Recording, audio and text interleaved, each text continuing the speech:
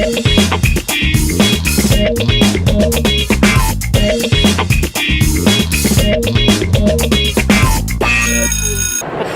everyone. Hey, what's up? We are at ISTE 2016. I got to tell you, this has been the most exciting and fun conference I've ever attended. In fact, this is the only conference I've ever attended.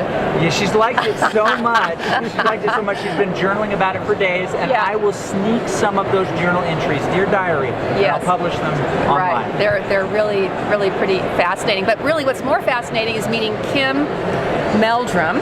And she's from Canada. She's a Canadian. You can kind of tell her when she says the A word and stuff, so we'll try to get that to come out in this interview.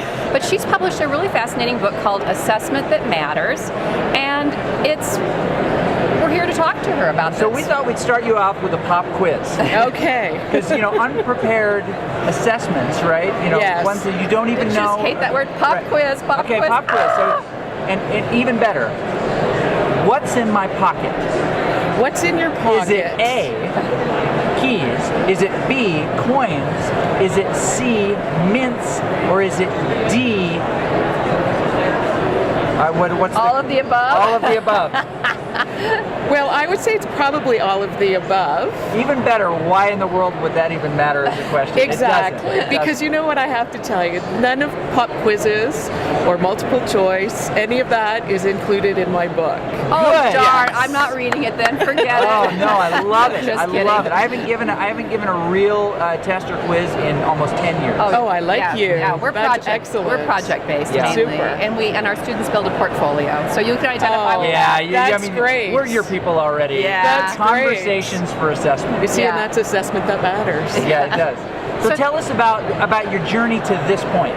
I've been a teacher, an administrator, and a pedagogical consultant for a number of years. And when I started to get more involved in technology as a tool for learning and really seeing the creation that can come from that, I started doing a lot of work with teachers. I became a Google certified trainer. And in my workshops with teachers, we talk a lot about, it's all about the 4 C's. So one of the main focuses is about creation. Yes. And so when I talk to the teachers about giving their students opportunities to create and to connect and communicate with others, they say, well, this is really good, Kim, but I have to give them a mark. And so I really worked a lot with teachers on what does it mean to assess student process? And what rich information do you get as they're creating videos or they're doing screencasts? You're learning a ton about your students. So in fact, the summative piece of assessment, the evaluation piece, is 5 pages of my book. Really? And I wrote it at the end, and I said to my friends, and I say it in the book, I didn't want to write this chapter. But you felt you had to because teachers are still faced with having to give a grade. I did, and really what I like to share with teachers is when you take all of that rich assessment information from student creations and students demonstrating their learning in a different way, you can take all of that and transform it into the mark or the letter grade that your district requires you to do. Right. But your multiple choice test doesn't give you any of that rich information. No, it doesn't. And it doesn't help you plan for instruction. Right. It primarily assesses the instrument, right? That's right. That's what it really is. That's right. She said something really key right then. She said helping you plan for instruction. Because until you really know what your students know or don't know, why would you even start your instruction? Well, exactly. And so that's why when students use the tools of technology and create, you're getting so much rich information. I mean, think about the student who they're doing a novel study. So they read the novel, they learn a lot from it, they're able to make connections, they're hugely gifted in reflective practice, but they have challenges writing on a piece of paper and a pencil. But that's what you have them do. Right. So in fact, what are you assessing? You're assessing their written ability to skill, write with a pencil. not their ability to communicate their learning. We want you to, help us understand the Impressionist period. Here's some paint and a brush. By the way, you have no experience painting.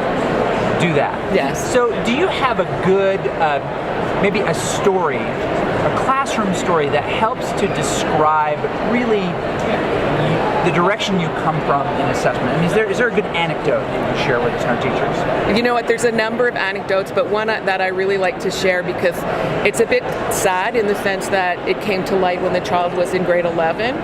But I introduced a math teacher to Desmos.com. It's the Conics graphing calculator.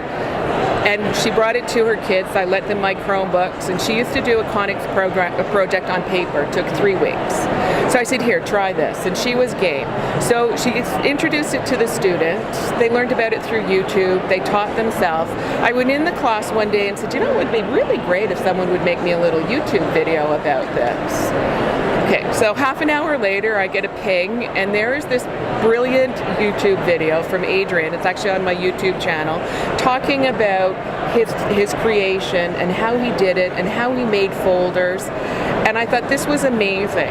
But what gives me goosebumps still is his teacher said that this is a child who never expressed himself orally in class. Oh, wow. So for years, no one really knew the strength and the intellect that this child had. So I just thought this is a wonderful example, and I use it with elementary teachers to say we have to start giving students voice now, not when they're 16 years old. Right. So when you talk about these classroom teachers, what advice do you have for teachers who are watching about what a next step is? They may be frustrated with the things that they're asked to do, or that they just feel is in their bag, and they want new ideas. One of those avenues clearly is to get out, read more literature. A book like yours is a perfect place to start. But what advice do you have for them with they just want to do a better job there? They want to serve the students better. They want to do their job as they're being asked to do, but they also really just want to know what they know. One of the things to really do, and I say this to teachers all the time, is to take one thing. So if you go to a workshop, or you find something on YouTube, or you read my book and you get an idea from it, take one thing. So I talk a lot about the importance of screencasting. I taught a 3-year-old how to screencast. I mean, you know it's not a difficult thing to do. I took a class from a 3-year-old on how to screencast. Exactly. Yeah. So why not start with that?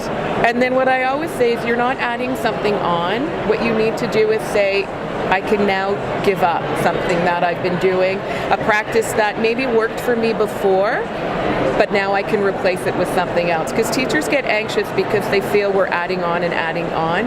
And what I keep saying is it's not a criticism.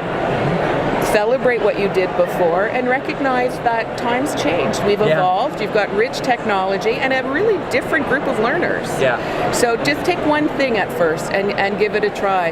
And a lot of teachers I work with do that, and then they come back to me and they say, wow, that really worked, Kim, and it wasn't hard. And then the next thing that they say to me is, I need to let go. I need to not need to be in control. They can do this. And that's why I wrote about assessment, because let the kids create, and you get so much information that you don't need to control, and you don't need to do those tests. Excellent. Well, your details are on the screen down below, so people do know how to get a hold of you. The book, Assessment That Matters, is available through the Amazon store. Yes. Excellent. Well, congratulations on authoring and for sharing your epiphanies with people who need it, honestly. Well, thank you, and thank you for this opportunity. We'll It's see you been next great. time, teachers. Thank you.